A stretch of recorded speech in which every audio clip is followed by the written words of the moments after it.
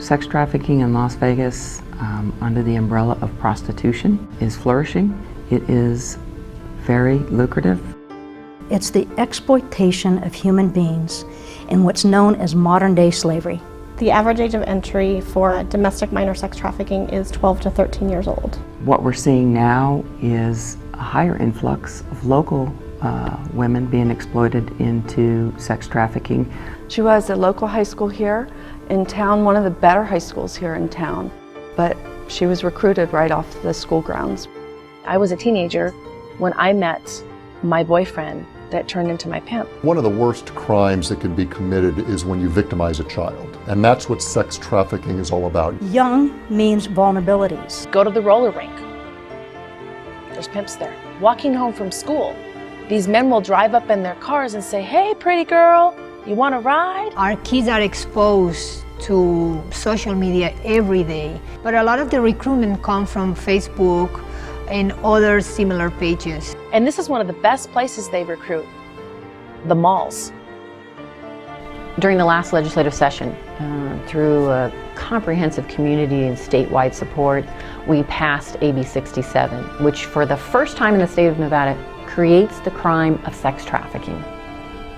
It's such an important law because not only does it create the crime of sex trafficking, it gives law enforcement and prosecutors more tools to not only go after the perpetrator and hold them accountable and convict them, but then it puts them away for a long time.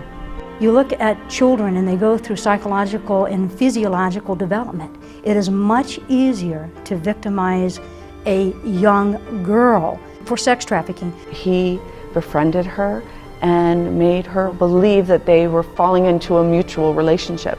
If they don't find it at home, children will seek a family. I thought he loved me and cared about me. I felt that at the time he was the only one who loved me and nobody else did. What we see is children who've had their sort of sexual boundaries violated at an early age, who are running away, who don't feel loved.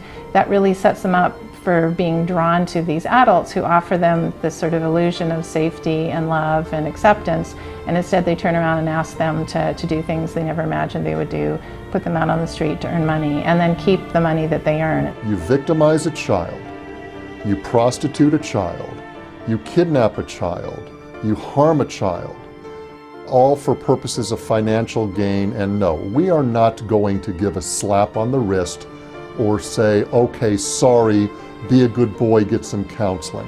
Those people are going to go to prison. They say you don't have to have sex, you don't have to do anything that you don't want to do. They tell you that you don't have to expose your body, you don't even have to start off on the street. That's not true at all. He did put her on the internet and advertised her. And you start to pop a pill.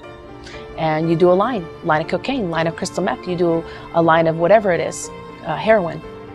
And because you need to be mentally prepared for 10 to 20 to 30 different men to grope you and to have sex with you, to do sexual acts to you, and maybe 5 of them will be very aggressive and rape you.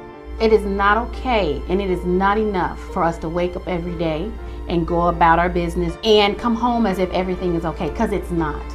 It's everybody's problem. The challenge we have in this state in sex trafficking moving forward is not enough resources. There's never going to be enough federal dollars to address this issue. We don't have state dollars, I will tell you that right now, or local dollars focused on that. So it really requires the community coming together and a lot of the philanthropy, people with means who want to make a difference in their community. So we need to create some sort of treatment for our kids and help them when we pull them off the streets, or help the adults who are trapped in this lifestyle to get them off the streets. And I think that's where our business community can really come in to help and participate. Well, the law of the land has changed. In the past, people could come into Las Vegas and they would engage in this sex trafficking behavior and not really get punished to a point that would deter them.